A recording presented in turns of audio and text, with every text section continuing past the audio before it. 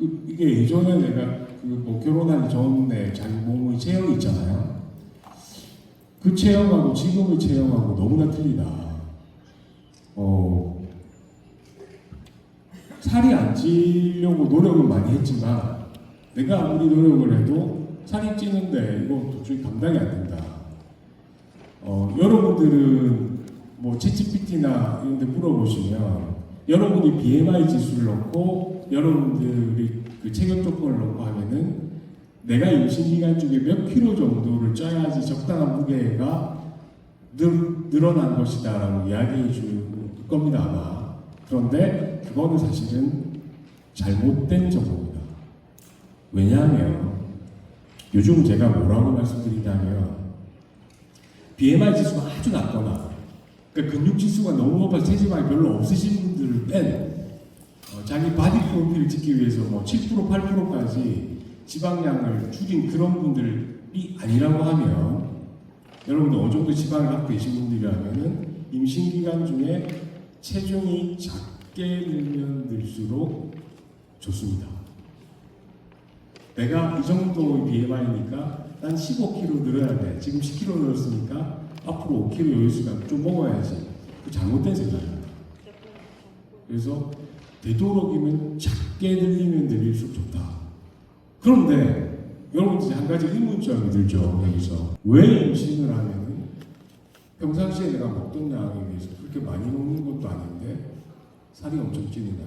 자, 이제 한번 생각을 해봅시다. 그 인류가 이제 지구상에 나타난 게 한 25만 년, 26만 년 정도 된다고 합니다. 그 중에서 지금처럼 먹을 것들이 사방에 널려 있었던 시절은 한 40-50년 정도밖에 안 됩니다. 아직도 그 굶주리는 곳이 많습니다. 그래서 인류가 지구상에 태어나서 그러니까 지금까지 배가 부르게 넉넉하게 음식들을 먹었던 시절이 있었을까요? 단 한 번도 없었습니다. 여러분들 뱃속에 있던 아기를 건강하게 놓기 위해서 적은 식량, 그러니까 확보되지 않은 식량 속에서 최선을 다한 진화의 결과가 지금 여러분들의 몸이라고 생각하시면 됩니다. 그 말은 한 번 먹을 수 있을 때 이것들을 어떻게 하면 쥐어짜서 여러분들의 몸속의 영양분을 조장할 수 있는가. 그 최선의 방법으로 진화가 됐다는 거죠. 그래서 여러분들 이제 임신하시면 변비 같은 거 많이 생기잖아요. 변비가 생긴 이유도 한 방울의 영양소라도 더 짜내서 여러분들의 몸에 축적하기 위한 작용입니다. 정확하게 표현하면. 그래서 그러면 여러 영양소가 있잖아요. 단백질, 지방, 탄수화물 이렇게 등등이 있는데 그 중에서 가장 저축하기도 쉽고 잘 쓰일 수 있는 영양소는 뭘까요? 탄수화물입니다. 그러니까 설탕이죠. 여러분들 우리가 먹고 있는 것들 중에서 가장 대표적인 탄수화물, 그러니까 설탕은 뭐가 있냐면 여러분들 좋아하시는 과일하고 밀가루, 밥 이런 겁니다. 그리고 뭐 일부 채소나 이런 것들도 사실 잘게 쪼개면 결국 단이 됩니다. 그래서 설탕이 몸에 들어오면 그걸 지방으로 제일 쉽게 바꾸고 제일 쉽게 녹여서 애기한테 줄 수 있습니다. 그 말은 저축이 쉽고 빼내서 쓰기 좋다는 이야기죠. 그런데 빼낼 때 조건이 있습니다. 여러분들이 이제 뭐 과일이나 밀가루 같은 거 많이 드시면은 순간적으로 체중이 늘어나겠죠. 막 늘어나는데 이걸 빼서 애기한테 주려고 그러면 여러분들이 한 하루 이틀 정도 굶어야 돼요. 하루 이틀 정도 굶는 상황이 되면 우리 몸은 어떻게 생각하냐면 애기한테 위급한 상황이다 라고 생각하고 여러분들 몸에 있는 지방을 녹여서 뱃속에 있는 애기한테 주게 됩니다. 뱃속에 있는 애기도 똑같습니다. 엄마가 언제 먹을지 몰라. 이번 끼를 먹으면은 다음에 언제 나한테 식량을 줘야 될지 모른다는 그런 굉장히 급박한 상황을 임신 10달 동안 뱃속에 생각을 합니다. 아기가 끊임없이. 그래서 뭔가 엄마가 영양분이 들어오게 지방으로 바꿔서 자기 몸에 갖다 붙이게 되죠. 그리고 아기도 급한 상황이 되면 그걸 녹였어요. 자, 그러면 여기서 한 가지 문제가 발생하는데, 여러분들이 이제 옆에서 뭐 산보니까 뭐 이렇게 자꾸 사주잖아요. 뭐 아빠도 사주고 엄마도 사주고 시엄마도 사주고 뭐 시아빠도 사주고 막 사주는데, 그런 여러분들이 먹고 싶어하는 음식들을 머릿속에 상상을 한번 해보세요. 자세히. 그런 음식들이 대부분 다 뭐냐면 여러분들 몸에 들어와서 지방으로 빨리 바뀔 수 있는 음식들입니다. 그런데 실제로 아기한테는 지방이 필요하진 않아요. 아기의 장기, 조직을 만드는 데는 뭐가 필요하죠? 단백질이 필요합니다. 물론 최악의 경우에는 지방을 뭐 전용을 해서 단백질을 쓰기도 하고 하지만 그런 사이클은 잘 안 일어나고 결국은 이제 단백질이 필요한데, 단백질은 여러분들이 제가 단백질 드시다 하면 주로 뭐 드시냐면 삼겹살, 돼지갈비, 그 다음에 뭐 등심, 그런 기름 덩어리, 설탕 덩어리 이런 걸 막 드시잖아요. 그 사실 설탕, 지방으로 막 바뀌는 거지. 그럼 내가 지금 이야기한 단백질은 닭가슴살, 그리고 소고기 중에서 대둔살 뭐 이런 것들이죠.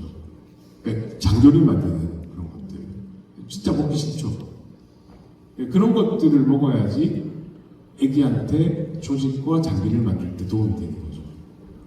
그럼 결국은 여러분들이 상상 속에 내가 먹고 싶어하는 음식들, 그런 음식은 우리 뱃속에 있는 아기가 먹고 싶어하는 음식이고 내 몸이 필요한 음식이다 라고 생각하는 것을 적어야 됩니다. 그래야지 임신기간 중에 체중도 작게 늘고 여러분 뱃속에 있는 아기도 뚱뚱해지지 않고, 그 다음에 여러분 한 가지 이상한 게 있는데, 최근 들어서 우량아 선발대를 안 하죠. 혹시 우량아 선발대 하는 거 보셨어요? 혹시? 최근에? 예전에 있었어요. 90년대, 2000년 초반까지 있었는데 왜 우량아 선발대를 하지 않을까요? 의학 기록을 정확하게 적기 시작한 지가 뭐 서양에서는 한 100년, 150년, 그 다음에 우리나라에서는 한 50년 정도 됩니다. 그 의학 기록을 토대로 해서 추적 관찰해 보니까 몸무게가 아주 작게 태어난 애기도 사실은 건강하지 못하고 오래 못 살지만, 몸무게가 많이 큰 애기일수록 굉장히 많은 병에 시달리면서 평균 수명이 짧다고 나왔어요. 그러니까 이런 거죠. 우리 애기가 4.5kg에 태어나서 너무 막 장군이야, 막 엄청나게 크고 막 하루에 막 150씩 먹고 막. 그 말은 무슨 말이냐면은 우리 애기의 수명이 짧아요, 이렇게 이야기하는 거하고 똑같아요. 의학 기록을 토대로 했을 때 얼마의 몸무게에서 태어난 애기가 제일 건강하냐. 그래서 키가 180인분과 150인분이 차이가 있겠죠. 몸무게 차이도 있을 거고. 근데 일반적으로 제가 이야기하겠습니다. 한 3.2kg가 평균이라고 생각하면 3.2보다 조금 낮은 몸무게 있죠. 그러니까 2.8에서 3.1kg 정도 자기가 평균의 체중을 가진 산모분이라고 하면 그 정도 태어난 애기가 가장 고병장수예요. 그거는 의학적인 기록으로 나온 거기 때문에. 그래서 최근 들어서 우량아 선발대회가 아프리카에서도 안 해요. 우량아 선발대회. 그 사실을 우리가 알기 때문에.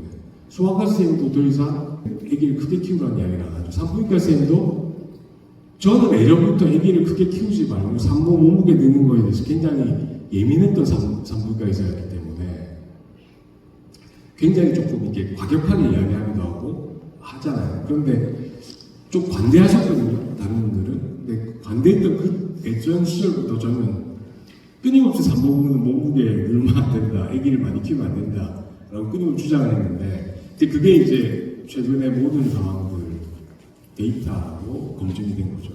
여러분들이 뭘 임신기간 중에 어떻게 먹어야 될지. 제일 피하는 음식은 뭘까요? 과일 밀가루예요. 과일 밀가루.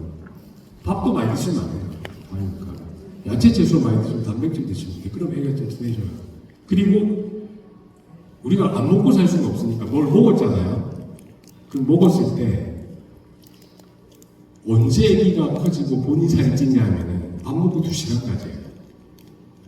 자, 밥 숟가락 숟갈 들고 그 순간부터 2시간이라고 생각하시면 돼요. 2시간이 지나면 어느 정도 일정 부분 이미 지방으로 전용이 되고 애기도 살도 쪄 있고 모두 다 끝나 있어요. 그러면은 그걸 조절하기 위해서는 제일 중요한 게 뭐라? 식후 운동이에요. 그래서 제가 끊임없이 식후 운동을 하시라고요. 근데 보통은 밥을 딱 드시고 나면 이제 차 한 잔 디저트 이렇게 하면서 한 2시간 정도 이렇게 대화를 나누시죠. 친구분들하고. 그 상황에서 모든 상황이 종결이 돼요. 지방은 다 늘어나 있고 여러분에게 다 커져 있어요. 뚱뚱해져 있다는 이야기죠. 그래서 식후에 담은 20-30분이라도 걸으시는 게 되게 중요하다. 그리고 또 하나는 저는 이제 이게 굉장히 오랫동안 받았습니다. 혹시 93년생 이후 있으세요? 요즘 잘 있으시나요? 제가 첫 번째 는 93년도에 받았거든요. 93년 11월 달 여자애를 제가 받았어요. 아주 제가 인턴 때 정말 나이가 어릴 때 제가 받았었는데 그 이후로 계속 근무를 했었는데 이제는 제가 받은 아기가 산모가 돼서 한 번씩 다시 돌아오세요. 그 정도로 이제 오랫동안 근무했는데 분만하면서 느낀 게 뭐냐면 여러분들 제일 고민이 뭐예요? 아기 놓고 나면 살 안 빠지는 게 제일 고민이거든요. 살 안 빠져요. 100%다 빠질 수 있는 분도 있지만 진짜 몇 킬로씩 남아요. 그리고 한 명 놀 때 4kg 남았는데 2명 남으면 10kg 남고 결국은 체형이 이렇게 굳어지죠. 임신 기간 중에 여러분들 일생 중에 최고의 체중에 도달하게 되실 거예요. 내 살아 생전에 이렇게 70kg 나간 적이 한 번도 없었는데 70kg야 막단에.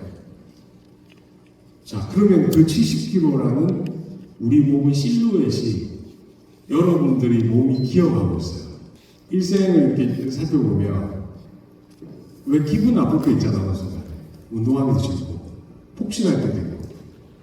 그럴 때 급격하게 체중이 있는데 정말 희한하게 여러분들이 최고 체중이 도달했을 때 임신기간, 그 임신기간의 실루엣으로 정확하게 지방이 채워져요. 우리 몸이 그걸 기억하고 있는 거죠. 그 실루엣을. 그러면 여러분들이 평생 동안 어느 정도 먹고 폭식을 한다 하더라도 그 최대의 체중 가까이 가지 않으려고 그러면 임신 기간 중에 최고의 체중을 최저로 만들어 놓는 게 가장 현명한 방법이겠죠. 내가 예를 들어서 50kg인데 임신 기간 중에 75kg, 25kg 플러스가 됐어. 나는 열심히 노력해서 60이 됐어요. 그럼 그 두 분의 평생을 비교를 해보면 75인 분이 어느 순간에 75가 돼요. 나이가 40, 50 넘어가시면서 운동 조금 게을리하고 먹기 시작하면 그 실루엣이 나와요. 그런데 60, 58 이렇게 막 자기가 노력했던 분들은 살이 좀 찐다 하더라도 그 실루엣을 넘어서서 뚱뚱해지지는 않는다는 거죠.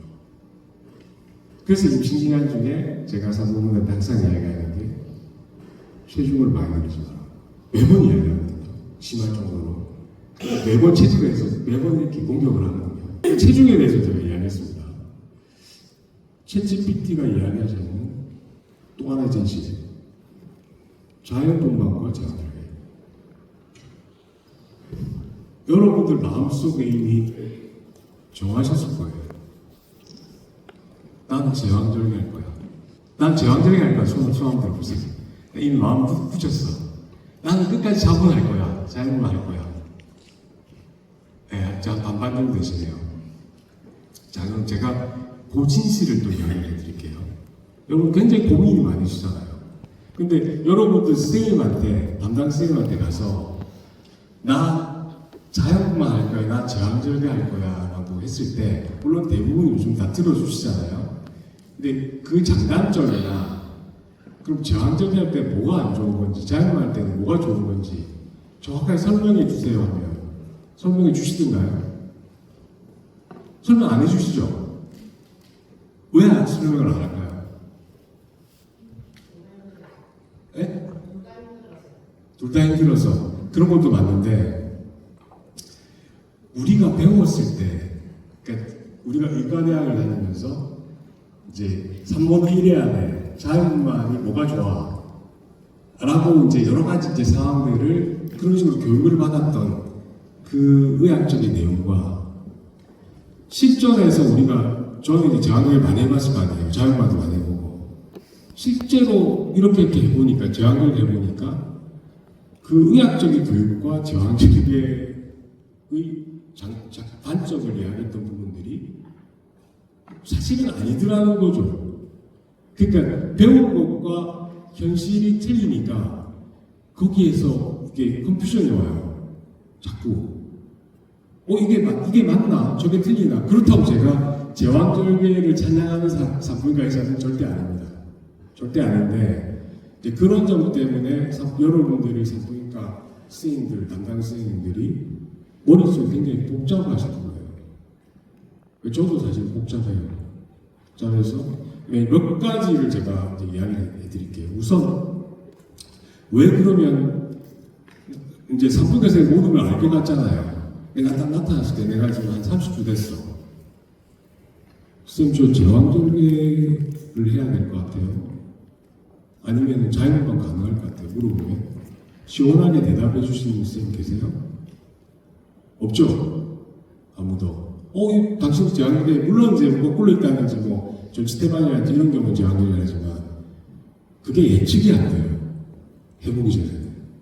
왜 예측이 안 되냐면 자 보세요. 첫 번째 골반의 크기와 이게 머리 크기는 우리가 마지막 때까지 알 수는 있어요. 근데 이것만이 자연분만을 결정하는 게 아니고 골반이 가만히 있는 게 아니고 움직이거든요. 분만할 때 조금씩 움직여요.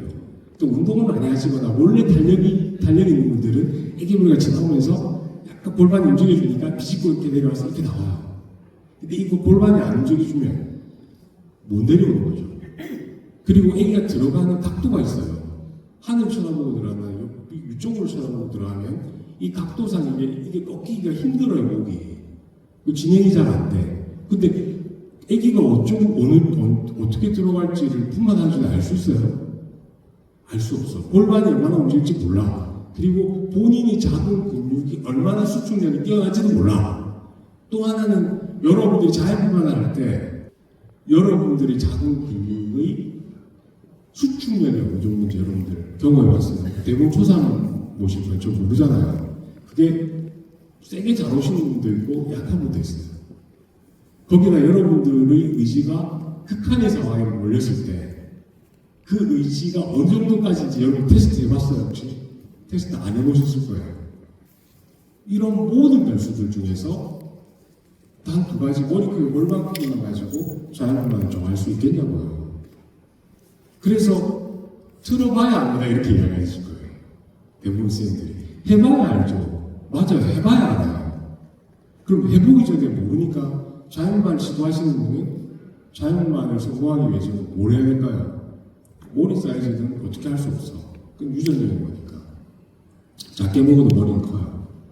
그러면 여러분이 할 수 있는 거는 운동 열심히 하고 그 다음에 작게 먹고 애기 작게 키우고 본인 체중 작게 늘리고 왜냐면 살찌면 골반 한쪽에 지방도 막 뜨거워지잖아요. 통과하기 점점 힘들겠지. 1, 2mm 차이로 결정이 나니까. 그런 여러 가지 부대 조건들을 만들어 놓고 도전을 하셔야 돼요. 나 그냥 자연만 할래 이렇게 해서 도전했다가 큰 코 다치고 자 이제 그 정도 제가 이야기 드리고 제왕절개라면 그럼 뭐가 나빠요? 자연분만을 옹호하시는 산부인과 선생님들 첫 번째 말이 뭐냐면은 회복이 빠르다 또는 감염이나 출혈의 우려성이 적다 그리고 모유수가 빨리 되는데 자연분만은 제왕절개는 그렇게 되지 않지 않냐. 그 다음에 사건 사고가 많이 생기지 않냐. 수술이. 이 네 가지 말이 전부 다 틀렸어요. 사건 사고는 자연분만에서 더 많이 생겨요. 그렇죠 여러분. 여러분 생각해보세요. 상태가 나빠서 제왕절개를 들어가면 이게 괜찮은데 계속 밀어붙이다가 문제가 생겨요. 그리고 자연분만하고 제왕절개 할 걸이라고 이야기하시는 분 너무 많아요. 너무 힘드니까 그렇지. 그리고 또 하나는 나이가 5, 60 정도 넘어서 요실금이나 골반 기저근이 하강을 해서 질이 다 늘어나고 하는 산모분들이 저한테 많이 오시는 거 아니에요. 저도 이제 그걸 계속 분만하면서 봤거든요. 그래서 감염이나 여러 가지 뭐 이런 수술상에 문제가 있지 않냐. 사실은 요즘은 이제 다니시는 산부인과 병원 가보시면 알겠죠. 굉장히 깨끗하고 여러 가지 시설들이 잘 돼 있죠. 그런 시설이 안 돼 있는 상황이면 자연말 해야 되겠죠. 그런데 이제 그런 상황일 때는 큰 차이가 없다. 모유수유도 수술하고 그냥 하세요. 그러니까 산부인과생들이 이제 이게 머릿속이 복잡한 거죠. 그리고 자연만주의자들이 주장하는 마지막 히든카드는 뭐냐면 질을 통과하면서 여러분 실수에 있는 여러 가지 유산균들에게 흡입해서 장내 유산균의 형성에 도움이 된다. 굉장히 그런 주장이 많았었는데 그게 최근에 다 거짓말로 그러니까 조사를 해보니까 그렇지 않더라는 걸로 밝혀졌어요. 장내 미생물은 아기가 자라면서 자기가 처한 환경에 따라서 계속해서 세팅이 되는 거지. 엄마의 집 쪽을 통과할 때 엄마의 집 쪽에 있는 유산균을 먹어서 그 유산균이 평생 동안 아기 장에 있지는 않아요. 또 혹자는 면역하고 연관했다. 아기가 갑자기 주지도 않는 데가 나와서 아기가 깜짝 놀래가지고 면역도 떨어지고 막 안 좋다는데 그것도 별 근거가 없는 걸로 나왔어요. 자, 그래서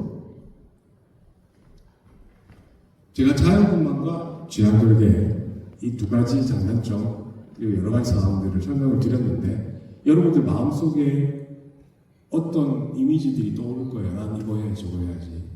그런데 그거를 결정할 때 이제 여러 가지 다양한 정보 제가 오늘 이야기할 때마다 참조하시고 다양한 정보를 접하시고 결정을 하셔야지 단순히 한두 가지 정보를 가지고 나는 무조건 이걸 해야 돼 라고 결정하시기는 말기 바랍니다. 조금 도움이 되셨나요? 제가 말씀드린 게? 네. 노래를 한번 만들었는데 괜찮습니까? 네. 그래서 이게 이제 저는 이제 밴드를 하고 있기 때문에 자극을 이렇게 해서 저희 협곡을 좀 해서 이제 응원의 의미가 네, 금방 됐습니다.